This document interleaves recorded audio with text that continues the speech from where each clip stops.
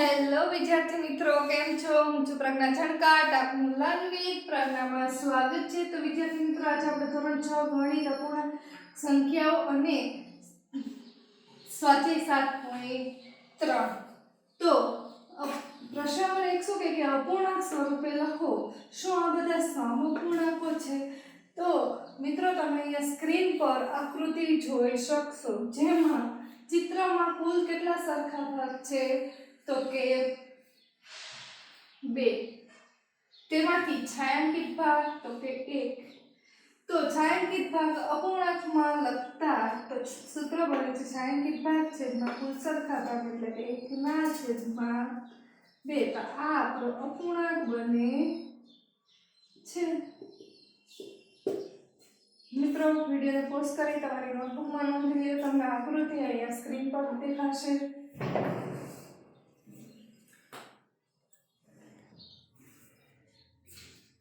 હા, તો વિદ્યાર્થી મિત્રો, હવે આપણે પ્રશ્ન નંબર 2 તરફ જઈએ. કે તો તમે અહીંયા સ્ક્રીન પર જોઈ શકો છો કે આકૃતિમાં 4 ભાગ આપેલા છે અને તેમાંથી 2 કેવા છે? છાयांकित. એટલે કુલ સરખા ભાગ કેટલા છે? 4 અને 2 કેવા છે? છાयांकित. તો અપૂર્ણાંક શું બનશે? છાयांकित ભાગના છેદમાં કુલ ભાગ એટલે 2/4. તો આમ આપણે પહેલો આન્સર 1/2, બીજો આન્સર છે 2/4.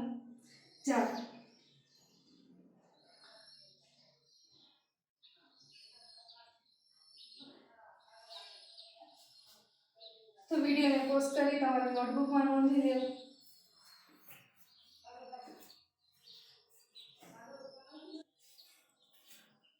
હા, તો વિદ્યાર્થી મિત્રો, હવે આકૃતિ નંબર સી. આકૃતિમાં તમે જોઈ શકશો કે 6 ભાગ આપેલા છે, જેમાંથી 3 ભાગ કેવા છે? છાयांकित છે. તો કુલ સરખા ભાગ કેટલા છે? 6 અને છાयांकित ભાગ 3. તો અપૂર્ણાંકમાં થશે 3/6. તો આપણે અહીંયા પણ લખી દઈશું 3/6. વિડીયોને પોઝ કરી તમારી નોટબુકમાં નોંધી લો.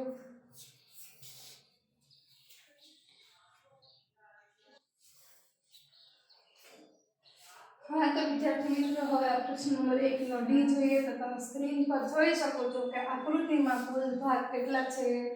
8 છે અને તેમાંથી છાयांकित ભાગ કેટલા છે? તો કે 4 છે. તો અપૂર્ણાંક શું બનશે? 4/8. તો આપણે એમ કહીશું કે 4/8. આટલા આપણે અપૂર્ણાંક મળ્યા. તો હવે આપણે જોઈએ 1/2, 2/4, 3/6 અને 4/8. હવે શું એમ પણ પૂછ્યું છે કે શું આ બધા સમઅપૂર્ણાંકો છે? એટલે હું અહીંયા લખતી ગઈ. તો આ બધા સમઅપૂર્ણાંક છે, તો આપણે ચેક કરીએ. આપણે ચેક કરીએ કે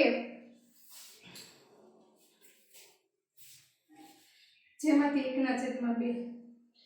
હવે આપણે બીજો અપૂર્ણાંક છે 2/4. તો એને આપણે 2 × 2 અને 2/4 આવું લખી શકીએ. તો 2 2 ઉડી ગયા અને વધ્યું શું? 1/2. તો એનો આન્સર 1/2 આવે. હવે આપણે ત્રીજો અપૂર્ણાંક જોઈએ કે 3/6. તો 3/6 ને આપણે 3 એકા 3 ને 3 દુ 6. 3 3 ઉડી ગયા. જવાબ શું આવ્યો? 1/2. તો આનો જવાબ એ જ આવ્યો 1/2. હવે આપણે જોઈએ કે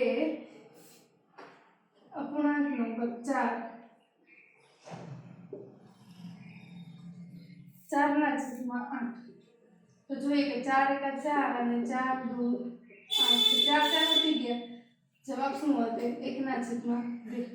તો ચારેયનો જવાબ શું મેન થાય? 1/2, 1/2.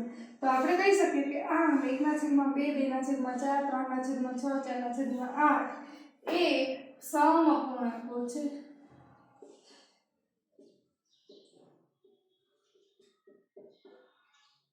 સમઅપૂર્ણાંક એટલે કે બધાનું અતિસંક્ષિપ્ત સ્વરૂપ કરતા એક જ આવે.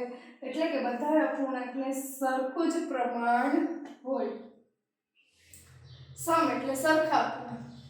વિડીયોને પોઝ કરી તમારી નોટબુકમાં નોંધી લો. મિત્રો, મારો આ વિડીયો પસંદ આવે તો લાઈક, શેર અને સબસ્ક્રાઇબ કરવાનું ભૂલતા